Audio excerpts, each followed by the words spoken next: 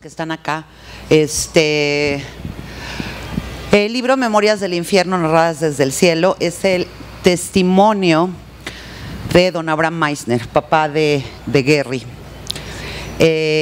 El señor estuvo, que es ahorita de lo que nos va a platicar Gary, además de que le tocó la ocupación de los alemanes en su pueblo natal, en Polonia. Él estuvo en varios campos de trabajo y varios campos de concentración, que es de lo que vamos a platicar ahorita, para darles una idea de lo que trata el libro. La historia de cómo se hace el libro, de cómo escribí el libro, don Abraham platicaba su historia de una manera bastante fragmentada. Cuando los alemanes llegaron a su pueblo, él tenía 10 años, entonces... Claro, ya conforme van pasando los años, entre las memorias que se reprimen y el hecho de que durante mucho tiempo no quiso hablar sobre su testimonio, pues hacía que tuviera esta narración discontinua, fragmentada, y si bien se acordaba de determinados meses del tiempo que estuvo en cada parte de la historia, hubo que hacer todo un trabajo de investigación para recuperar cierta información y poder brindarle al lector una narración precisa acerca de los contextos históricos, geográficos, políticos, económicos y sociales de los diferentes momentos que abarca la historia de don Abraham. Por supuesto no los voy a marear con los detalles de cuáles fueron las fuentes, todo eso bien explicado en el prólogo del libro. Y en la otra parte que complicó el escribir las memorias de don Abraham es pues poderle dar al lector un relato fiel en relación a la carga emocional, que por supuesto la frialdad histórica pues no nos da, ¿no? Entonces, en este libro, Memorias del Infierno narradas desde el cielo, lo que el lector puede encontrar es un testimonio que nos habla de la fuerza y la resiliencia del espíritu humano, no solo para sobrevivir al intento de deshumanización, por un lado, por supuesto, al exterminio, sino también para sobrevivir después de la guerra, para sobrevivir al desplazamiento forzado, a la marginación del refugiado y del emigrante, para poder sobrevivir a las memorias mismas y no perder la cordura en el intento, ¿no? Lamentablemente, a pesar de que este libro nos habla de un testimonio histórico, muchas de las situaciones que presenta, lamentablemente, se mantienen vigentes en relación precisamente a estos desplazamientos forzados, a la discriminación, a la xenofobia, todo este tipo de problemáticas que lamentablemente seguimos viendo. Y bueno, por supuesto, el libro también nos habla, que esa es otra de las partes de la historia, nos habla de la resiliencia, no solo para sobrevivir, sino también para reaprender a disfrutar de la vida, a vivir en el presente y a darle un nuevo sentido a pesar de todo lo que se vivió, de todo lo que se perdió y de todo lo que se sufrió. Entonces, por supuesto que nos habla de esa resiliencia y de esa fuerza de don Abraham Meisner para compartir sus memorias con la única y humilde intención de ayudarnos a aprender del pasado y para sumarnos a la tarea de no repetirlo, ¿no? Como él mismo decía, de no repetirlo nunca jamás. Así que ahora Gary nos va a platicar un poquito de la historia que se narra en el libro. Entonces yo ya dije que era de un pueblito que estaba en Polonia. Gary, platícanos cómo se llamaba el pueblito y cómo estaba compuesta la familia nuclear de tu papá.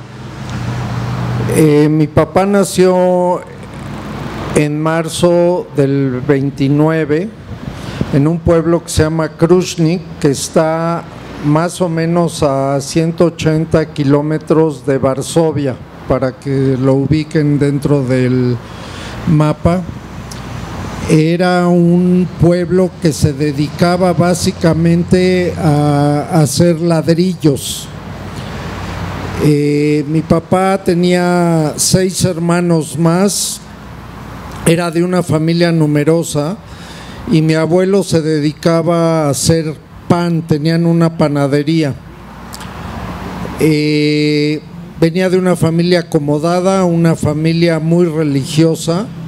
Era un pueblo de 3,000 habitantes donde el 90% eran familias de religión judía y el resto eran cristianos. El idioma que se hablaba era el Yiddish, que es un dialecto derivado del alemán. A los 10 años de edad de mi papá, cierran el pueblo, lo vuelven un gueto, donde así los alemanes podían controlar. Y a partir de que hacen el gueto, la panadería, en vez de hacer los panes tradicionales, se vuelve un proveedor del ejército alemán. Y ahí está hasta un poco pasados los 13 años, donde lo llevan a un primer campo que se llama Budzin. Perdón, Gerry. Cuando estaban en el pueblo, tienen lugar las primeras deportaciones, ¿no? En la primera deportación, la familia de tu papá logra salvarse y que no se los lleven por la panadería. Exactamente.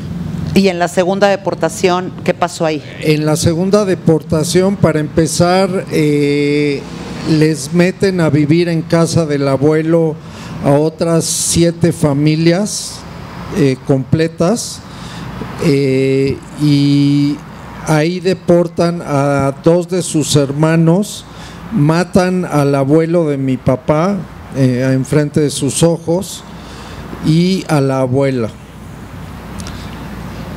Y en ese momento la vida les cambió de manera radical, porque de ser una familia acomodada, pues ahora ya tenían que compartir todo.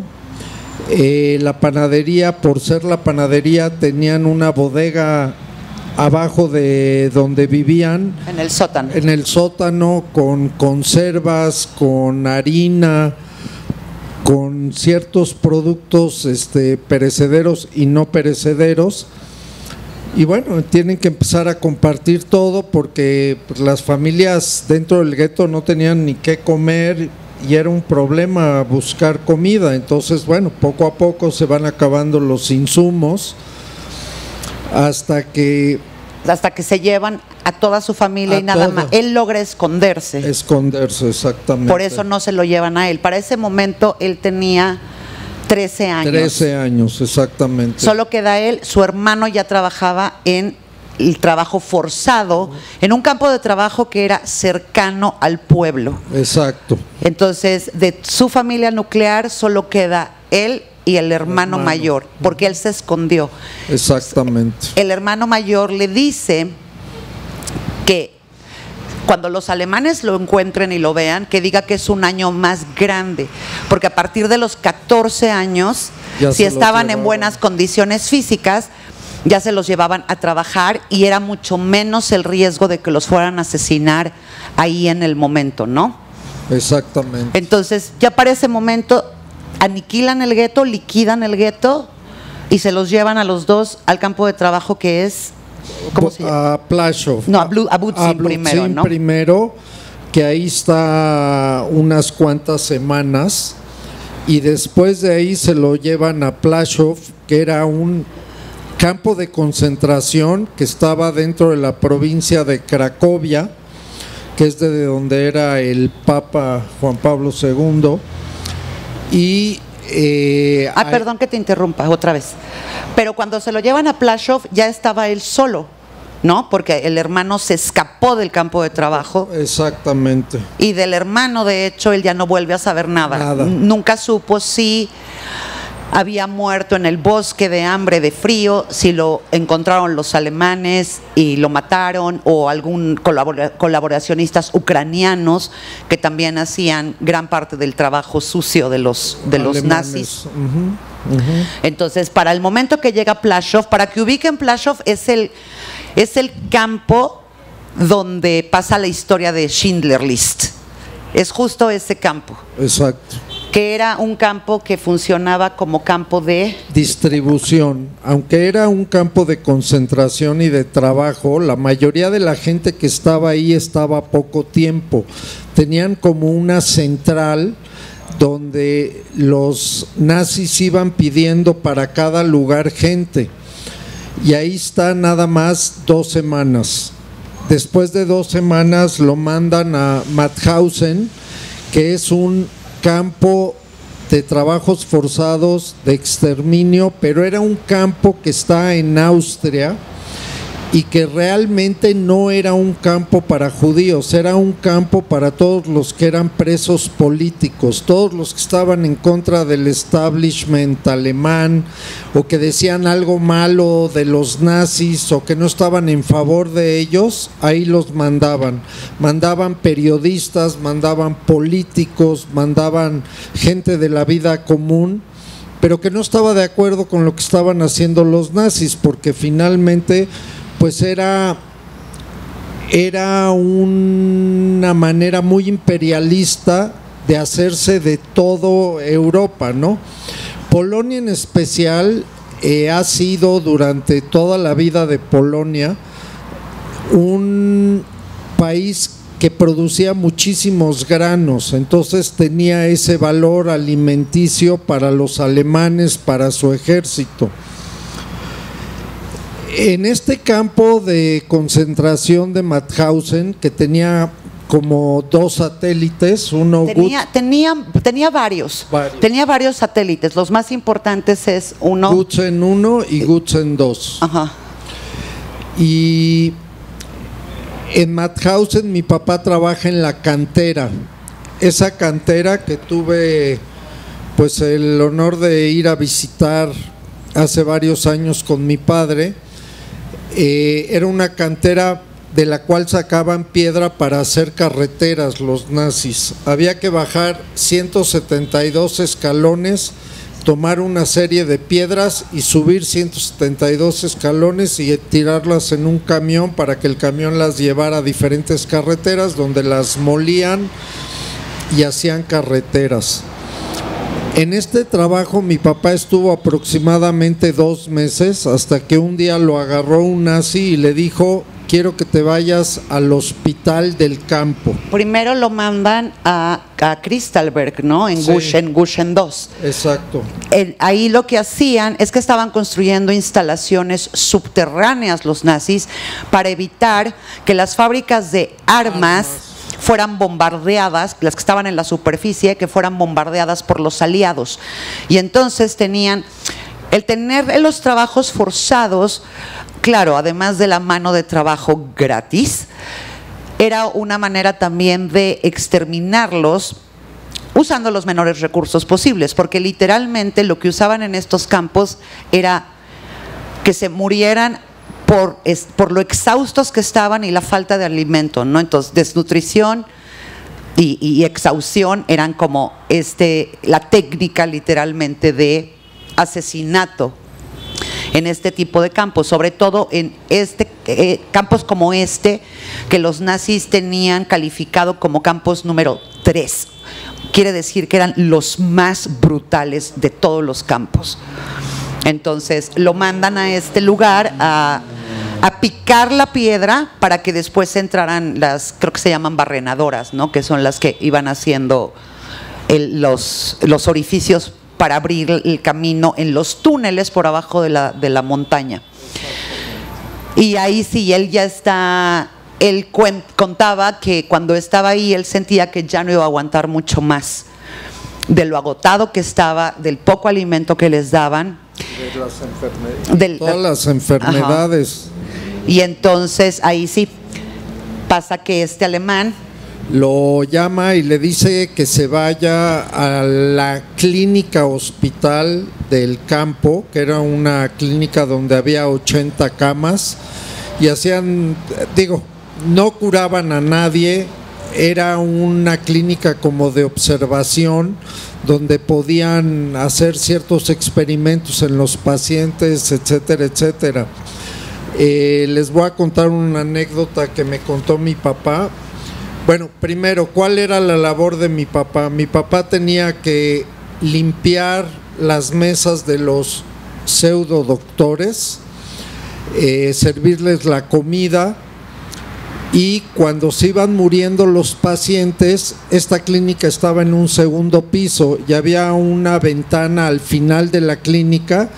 Entonces en un carrito llevaba a cada muerto, lo tiraba del segundo piso hacia abajo, ahí caían sobre un carrito tipo carrito de jícamas, y de ahí ya que juntaba 8 o 10 cuerpos, los llevaba a una fosa común. Ahí la gente se moría todos los días. Él, recuerdo que alguna vez me dijo, llegó un momento en que ya no sentía absolutamente nada al recoger esta gente, porque él recogía en promedio entre 50 y 60 cuerpos cada día. La anécdota que les quiero contar es algo que a él lo dejó muy marcado. En Austria los inviernos son muy crudos y este campo está literalmente en los Alpes, entonces hace un frío del demonio, llegan a menos 20, 25, menos 30 grados bajo cero. Entonces uno de los días que estaba ahí, el doctor principal le dijo: quiero que abras todas las ventanas, les quitas todas las cobijas, los desnudas y vamos a ver mañana en la mañana cuántos quedaron vivos. Obviamente a la mañana siguiente no había ni uno solo vivo, y él esto lo recuerda con mucho dolor porque se murieron las 80 personas, había mujeres, había jóvenes, había niños, había gente, pero como les platicó Tamara, las condiciones eran muy precarias, tenían que dormir en barracas, en camas, en unas literas que eran de 3 pisos, y en cada piso dormían entre 4 y 5 personas. Entonces a medianoche pues había gente que se moría y entonces los esfínteres se aflojaban y bueno, pues se les salían los orines, el excremento, y la gente lo único que hacía era quitarle al otro preso lo que veían que estaba todavía bien, como puede ser los zapatos o el uniforme, y los tiraban al piso, y en la mañana, bueno, había que recoger todo eso, limpiar, y estas camas pues no era más que una tabla, no había ni siquiera paja para amortiguar un poco, y si toman en cuenta que la mayoría de la gente acababa en huesos, pues era una situación muy desagradable. De Mauthausen, los aliados cada vez que los movían de campo también tenía que ver con los avances que iban haciendo los aliados por diferentes lugares, ¿no? Entonces, cuando los aliados empiezan a acercarse a donde estaba Mauthausen, empiezan a hacer lo que les llamaban marchas de la muerte, que era que sacaban a determinadas cantidades de presos del lugar y los hacían caminar por días hasta otro lugar. Cuando sacan a tu papá y le toca a tu papá la marcha de la muerte, ¿a dónde lo llevan, Gerry? Lo llevan a un campo que se llama Gunskirchen. Lo llevan ahí, y don Abraham contaba que en ese campo simplemente los llevaban literalmente a que ya se murieran. En ese campo no tenían que hacer nada de trabajo, más que claro, cuando los mandaban a sacar a los muertos de las barracas y hacerlas y acabar las fosas. Pero en realidad a este campo los llevaban literalmente a morirse. Era un campo que estaba oculto cerca de la ciudad de Wels, también en Austria, y estaba tan escondido que nadie sabía, ninguno de los aliados sabía que existía este campo. Cuando los aliados llegan a Austria y llegan a esta zona, literalmente el olor del campo, a los que iban de infantería, fue lo que se dieron cuenta que había algo, porque les llegaba el hedor de este lugar. Por eso fue que encontraron este campo, porque este campo nadie tenía idea que existía. ¿Y cuánto tiempo estuvo tu papá ahí? En este campo estuvo 3 semanas y fue hasta el 4 de mayo del 45, que fue cuando fue la liberación de este campo. Pero en realidad ellos ya habían empezado a salir, ¿no? Los Sí. prisioneros se dan cuenta que los alemanes ya no están. En algún momento los alemanes, claro, se enteran que los aliados ya están prácticamente ahí y literalmente huyen y dejan el campo sin guardias, y los prisioneros se empiezan a dar cuenta. Alguien grita que ya no están los alemanes, que son libres. Sí, todos los nazis habían huido porque no querían enfrentarse ya con las tropas de los aliados. Y entonces empiezan a salir, y había algunos que literalmente solo vivieron para salir del campo y ahí se murieron, porque literalmente eran esqueletos, no tenían ya fuerza absolutamente para nada. Para que se den una idea, mi papá tenía 16 años y el día que salió del campo pesaba 15 kilos. Un niño de 16 años pesan entre 40 y 60 kilos y él pesaba 15, era un esqueleto prácticamente. De ahí el ejército que entra a esta zona de Austria y específicamente a estos campos es el ejército estadounidense. Y entonces ellos empiezan a llevarse a los sobrevivientes, algunos se los llevan a Linz y a Abraham, y a otra gente se los llevan a un que en realidad en ese entonces era más bien como un pueblito, hoy es una ciudad, a la ciudad de Wels. Exactamente. Y ahí tu papá decide que va a regresar a su tierra natal, a su pueblo, porque quiere ver quién quedó de la familia. Entonces ahí empieza un viaje que le toma aproximadamente mes y medio. ¿Por qué mes y medio? Porque ese día que los americanos lo sacaron, a él le tocó ir en un camión y en ese pueblito de Wels los americanos se paran en una casa que ven en la mitad del campo, abren la puerta y hay una familia de vieneses cenando, y entonces los matan y les dicen a los prisioneros: coman lo que quieran, la mesa estaba llena. Y eran como unas 80 personas que se avalanchan sobre la comida, todo el mundo empieza a querer agarrar carnes frías, huevos, pan, carne, pollo, y pues obviamente le cayó muy mal porque ya no estaban acostumbrados a comer eso, pero finalmente come algo, se va a acostar en una cama finalmente. Dice que en el momento que pudieron subir a las recámaras de esta familia, él se agarró una cama y no podía creer que iba a dormir por primera vez en 3 años en una cama normal, con cobijas, etcétera, etcétera.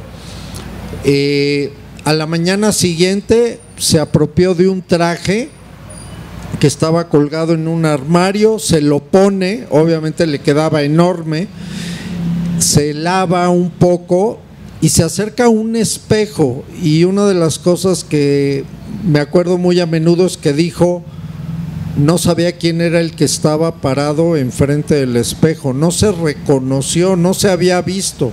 Mi papá estuvo 1000 días en los campos. Y entonces de ahí decide irse caminando porque no tenía ningún otro medio, no tenía dinero, no tenía nada, decide irse caminando a Viena. Exacto. Y por supuesto que él no sabía austriaco, entonces con todo este problema pues solo preguntando, diciendo Viena, Viena, para que le dieran indicaciones. Se robaba bicicletas de pronto para poder ir más rápido, pero durante este trayecto él ya estaba muy mal físicamente.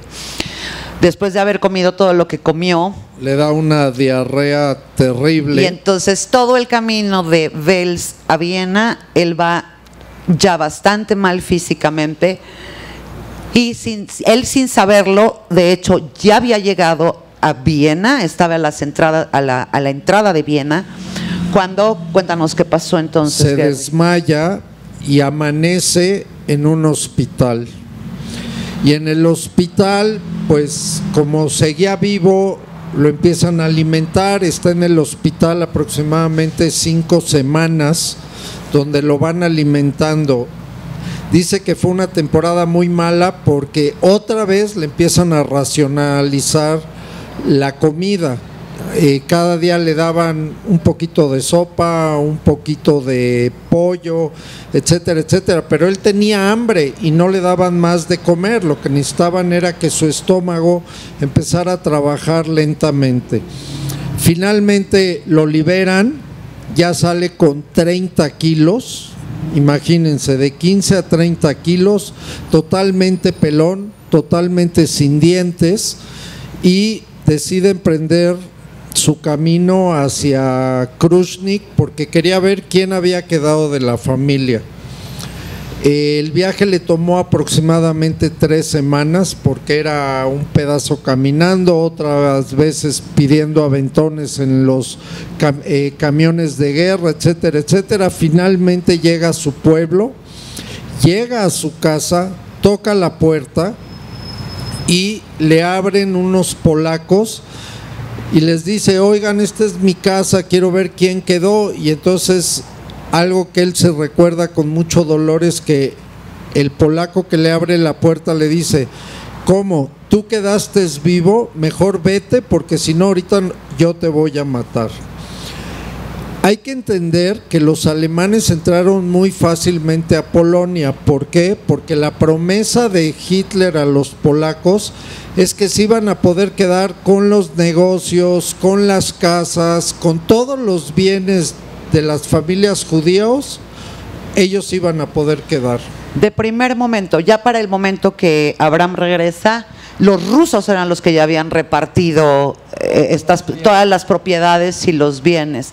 Quedaba vivo un tío materno de Abraham que lo encuentra en el pueblo, 2 primos también maternos. Los 2 primos deciden que ya no hay nada que hacer en el pueblo y luego se van. Por más que siguen esperando días a ver si llega alguien más de la familia, no llega nadie más porque los habían matado a todos. Y entonces él se queda únicamente con su tío y con el tío deciden que igual que los primos, que no hay nada que hacer ahí, y entonces otra vez empiezan a una salida más, ¿no? Un desarraigo más, y ahora se van a Frankfurt, en Alemania. ¿Por qué a Frankfurt? Porque ahí había una agencia judía que estaba recibiendo a todos las gentes para ayudarles a poderse desplazar a algún lado. A los jóvenes lo que les decían era que por qué no se iban a Israel, que iba a ser un país nuevo, que había esperanzas de poder construir una nueva patria, etcétera, etcétera, y decide que lo va a hacer así. Y lo juntan con un grupo de 43 muchachos jóvenes, el más chico era él, y está en Frankfurt aproximadamente 2 meses. Todos estos muchachos eran huérfanos y todos eran sobrevivientes. Y todos eran polacos para que se pudieran comunicar en el yiddish famoso. Después de 2 meses los mandan a como grupo de 43 jóvenes a Marsella, en Francia. ¿Para qué? Para que ahí esperen un barco para que los lleven a Israel. En Marsella otra vez los meten en un campo de refugiados, otra vez atrás de rejas, no los dejaban salir, y después de aproximadamente 3 semanas pueden subirlos al barco, y en una travesía de 6 semanas, porque los barcos no podían transitar libremente, tenían muchos problemas con los ingleses, Porque en ese momento estaba todavía el mandato británico. Exacto. Pero extrañamente, este barco, justo en el barco que él sale con este grupo de muchachitos y muchos más sobrevivientes, porque había sobrevivientes más grandes y demás, ellos solo eran como parte de los pasajeros. Este barco sí es uno de los barcos que entra de hecho legalmente. Exactamente cómo fue que se arregló esa situación es algo que no logré encontrar en la investigación, pero lo que sí sabemos, porque Abraham se acordaba perfecto del nombre del barco, Champollion, es que entró legalmente, fue un barco que entró legalmente, ¿no? Sí, entró hasta el puerto de Haifa, se atracó en el puerto y pudieron bajar. Y ya que bajaron, todos estos grupos que había en el barco los fueron dividiendo. Y este grupo de 43 muchachos los mandan a un kibutz. ¿Qué era un kibutz? Era una casa de reclutamiento donde tomaban a la gente para que trabajara para un bien común y todos tuvieran un beneficio de esto. Y entonces cuando está en el kibutz, pues empieza como toda esta parte de tener que aprender el choque cultural, porque mucha de la gente que estaba en el kibutz que no eran sobrevivientes, eran gente que ya vivía ahí desde hacía muchos años, hablaban hebreo. Ellos tenían muy poco conocimiento de hebreo, el poco que les habían dado cuando estaban en Frankfurt, y entonces empieza como toda esta integración social a esta nueva vida, ¿no? Por un lado, y claro, además con todos los traumas que todos ellos traían, ¿no? Eventualmente él decide irse del kibutz. No, primero a los 6 meses de que estaba en el kibutz lo integran al ejército, porque era un kibutz que estaba en la frontera con Jordania y los atacaban mucho, entonces lo meten al ejército, lo preparan durante año y medio y finalmente entra de manera formal a este ejército. Él estuvo en la Fuerza Aérea, le dieron el trabajo de mecánico. Valga decir que mi papá solo estudió hasta segundo de primaria, entonces no tenía mucha preparación, y en esos 6 meses que menciona Tamara, además de darles muchas terapias psicológicas para tratar de ayudar a todos estos muchachos, les daban clases de geografía, clases de historia y clases de hebreo para que se integraran lo más rápido posible. Entonces mi papá participa en la guerra de 1948, que es en mayo, la independencia del Estado de Israel. Se declara el estado de independencia para el Estado. Ya para ese momento no estaba en el kibutz. Ya no estaba en el ejército. Acaba la guerra y él decide que no va a regresar al kibutz. Se va a una ciudad completamente nueva que la van a nombrar capital del estado, que es Tel Aviv. Y bueno, ahí se establece, hace diferentes trabajos, consigue que le den un taxi para trabajarlo, luego ya decide que ya no quiere ser taxista, entonces pone un puesto de elotes en las noches, luego entra a un taller mecánico a trabajar una época, y uno de sus amigos una noche le dice que por favor lo acompañe, porque su amigo iba con su novia al cine y la novia iba a traer a una amiga. Y bueno, total que esa amiga fue mi mamá, acabaron casándose.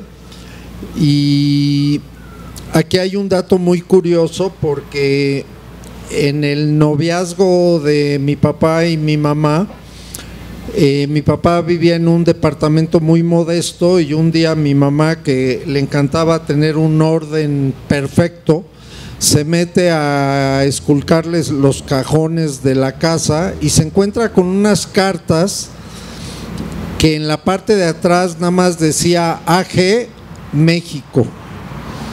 Y entonces le dice a mi papá: oye, aquí hay unas cartas de México, déjenme decirles que mi mamá era enfermera instrumentista, entonces tenía mucha cultura, sabía de geografía, sabía de historia, etcétera, etcétera. Y entonces le dice a mi papá que aquí hay unas cartas de México, y él le dice: yo no sé qué es México, no me interesa, ahí las eché. Entonces ella le pide permiso para abrir las cartas, y cuando abre las cartas por los sellos cronológicamente, le explica a mi papá que es una carta de un tío de él, hermano de su mamá. Este tío llegó a México en 1920, tenía 15 años, y mi papá nació en el 29, entonces nunca supo de este tío. Déjenme decirles que cuando acaba la guerra hay un personaje muy especial dentro de la vida de los judíos, que es el que manda hacer las cartas. Ay, se me fue el nombre. No sé a quién te refieres. No sé a quién te refieres. Inclusive tiene una casa ahí en Austria, en Viena. Simón Wiesenthal. Wiesenthal. Y este señor le pide a todos los sobrevivientes que escriban de qué pueblo eran, quiénes eran sus familiares, etcétera, etcétera. Entonces mi papá pues llena los nombres de sus hermanos, de su papá, de su mamá, de los abuelos que se recordaba, pero nunca escribe el nombre de este tío porque nunca lo conoció ni supo de su existencia. Entonces a través de este señor Wiesenthal, que macheaba estas cartas y les mandaba la información, él sabe que existe mi papá, que es el único sobreviviente, y le escribe. Y entonces durante varias ocasiones, ya que mi papá empezó a reconocer que sí era su tío, que ni sabía de su existencia, le insiste muchas veces que no, ¿por qué no prueba venir a México? Mi papá se casa en el 55, en el 54, yo nazco en el 55, y en el 56 hay otra guerra en Israel, que es la guerra de Sinaí, y él le vuelve a escribir y le dice que cuántas veces más piensa jugar con la muerte y la guerra, y entonces le pide que por favor vayan a México. Mi mamá le insiste mucho y le dice: no vamos a vender nada, dejamos el departamento, pero vamos a probar un año a México. Y en el 56 deciden venir a México a probar por un año, y ya nunca se fueron. Mi papá hacía la broma que estuvo probando durante 60 años vivir en este país que le abrió las puertas, que le abrió oportunidades. Y bueno, la segunda parte del libro yo diría que es un agradecimiento a México, a su gente, a su cultura, a lo que pudo conocer. Mi papá tenía dos aficiones muy fuertes: uno era comer, que le gustaba todo lo que fuera mexicano, mole, chile manzano, nopales, romeritos, todo. Y la otra era viajar en la República Mexicana, y afortunadamente tuvo la suerte de conocerla completa. Pero, a ver, vamos a platicar un poquito rápido. Que él nunca les dijo a ustedes que él era sobreviviente del Holocausto. No, tu mamá sabía, pero a ustedes él no se los platicó hasta que tú te enteras.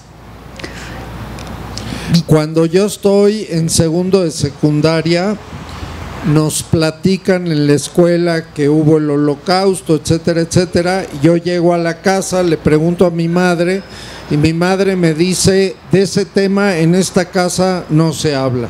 Mi papá nunca quiso hablar en ese momento, ni sabíamos mi hermano y yo que mi papá había estado en un campo de concentración. Y un día, estando con este tío que lo trajo a México, él es el que me dice: oye, pero tu papá estuvo en un campo de concentración.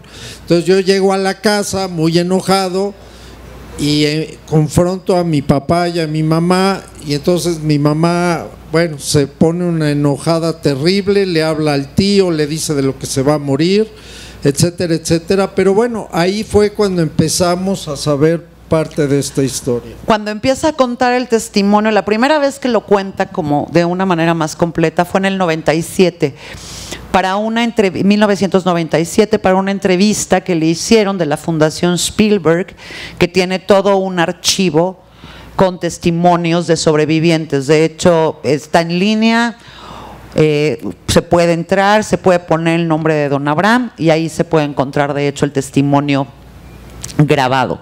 Pero después de eso, otra vez se vuelve a cerrar, vuelve a no hablar del asunto hasta que, ¿qué fue? En el 2015 la primer marcha. En 2015 es la primer marcha. Lo invitan, le dicen de la marcha, ¿no? Que vaya. Sí.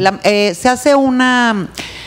Claro, en oposición a las marchas de la muerte, las comunidades judías del mundo hacen algo que se llama la marcha de la vida.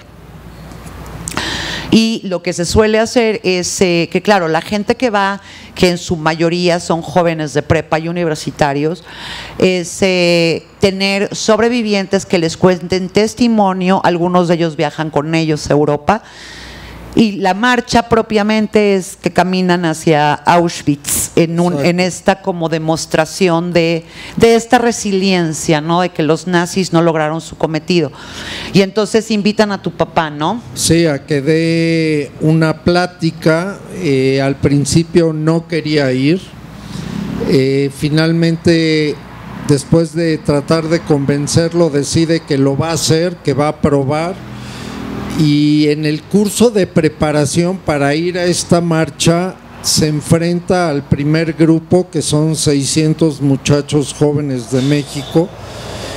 Y bueno, él no quería hablar, y entonces lo que organizamos con el comité organizador es que le iban a hacer unas preguntas, 8 o 10 preguntas, y él nada más iba a contestar prácticamente sí o no.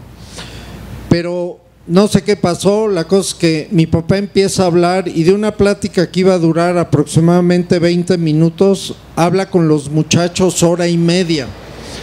Y mi papá se queda muy sorprendido del respeto, de las preguntas tan profundas que le hicieron.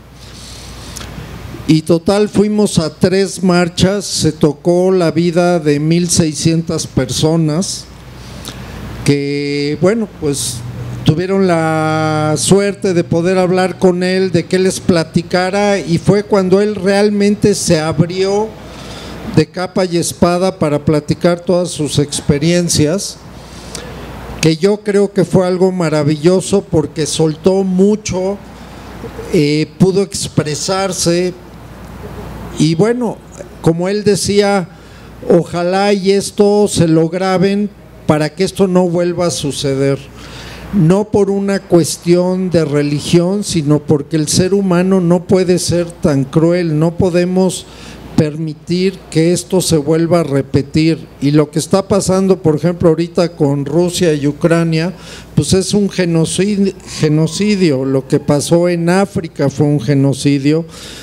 Y parece que el ser humano no entiende que podemos vivir todos en paz y en armonía, con respeto de uno hacia otro, ¿no? Y de alguna manera, ¿no crees que esta parte ya cuando se logra abrir, que es esta parte que logra que termine como de reconciliarse con ese pasado y que dijera esta cosa tan linda que decía de que perdonar, pero no olvidar?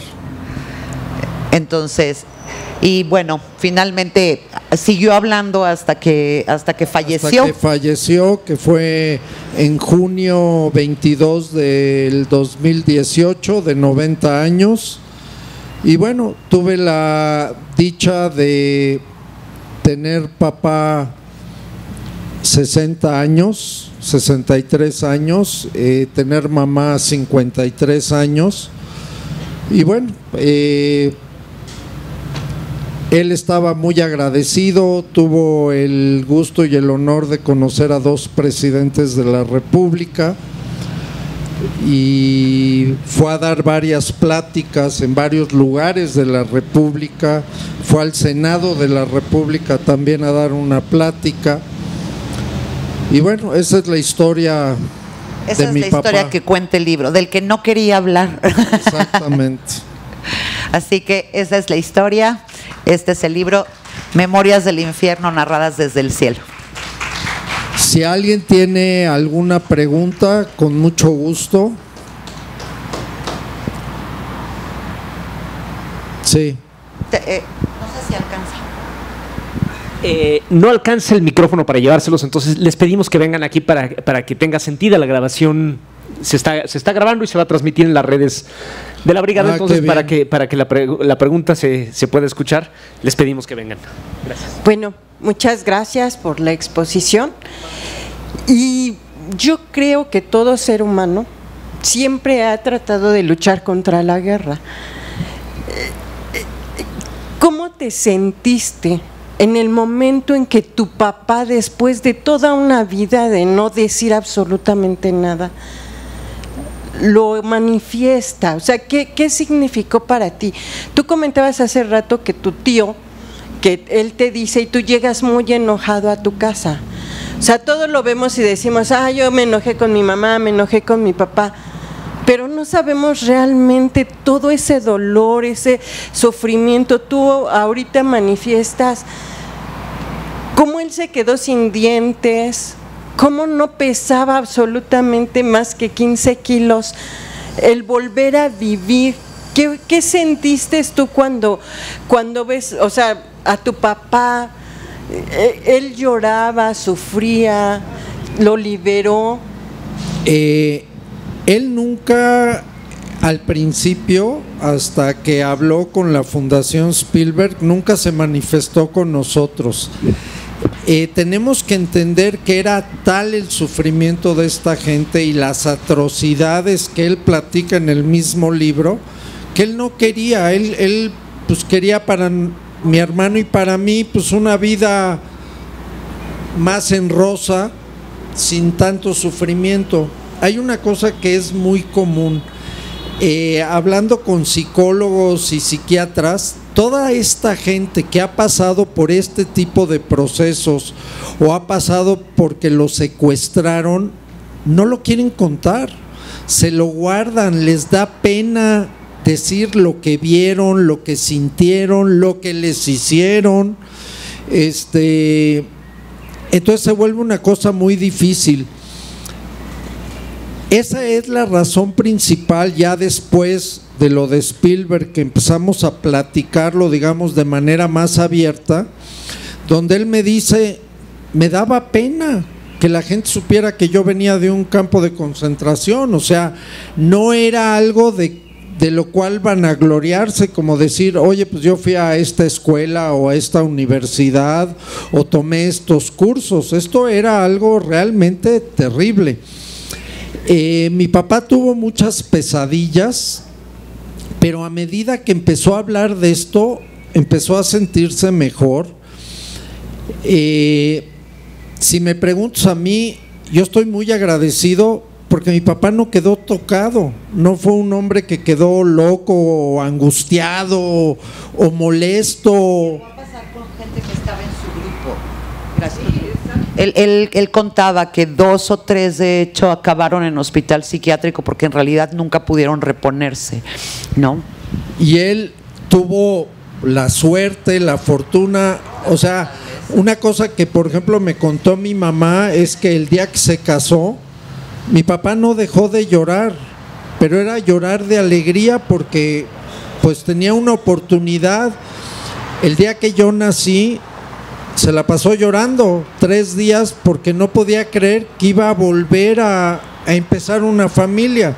Luego nació mi hermano, después mi hermano y yo nos casamos. Mi papá tuvo 6 nietos, conoció a 3 bisnietos, entonces para él era algo así como bajado del cielo y regalado por ese ser superior que lo conocemos con el nombre de Dios. Y muchas de las preguntas que le hacían era, ¿estás enojado con los alemanes? Y él decía, no, yo ya los perdoné, pero no se me va a olvidar. Y lo que yo necesito es dejar un testimonio donde la gente entienda que esto no puede volver a suceder. Y no son los nazis o no son los americanos que hicieron tantas barbaridades, por ejemplo en Vietnam, o no son los narcos que hoy en día pueden matar gente. Es el ser humano. No aprende. Esa es, si me preguntas, mi conclusión es que no aprendemos. Podemos vivir en armonía, respetándonos. Como decía Benito Juárez, el respeto al derecho ajeno es la paz, pero pues no, como que no lo sabemos, ¿no? Entonces, esa conclusión es la que yo te puedo decir. Te puedo decir que esos 60 años que mi papá estaba probando México, pues fueron los mejores años de su vida. Él ya no se quería ir de Israel porque dijo, ya no quiero que me corran de ningún lado. Y llegó a un país que le abrió las puertas, le dio oportunidades, tuvo la suerte de poder mandar a sus 2 hijos a la universidad y que mis hijos fueran a las universidades y que mis nietos hoy estén en una escuela. Bueno, pues eso es algo que a veces lo tomamos como ya garantizado y es una maravilla, ¿no? Que podamos hoy ser educados y leer y escribir y movernos en la calle como queramos, ¿no? Gracias.